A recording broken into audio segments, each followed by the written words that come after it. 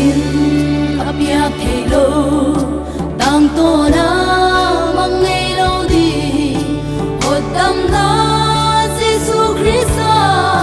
kan ngei hi ba in puk zel ma leng zong lung len lo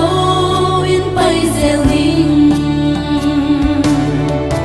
ka sui zel ding ka van in lampi hak sa in tol hoai song le ni khat chang tua in no ma ki pa kin ka leng ding a zo na po ngau sa din at lang ai ka lem ka di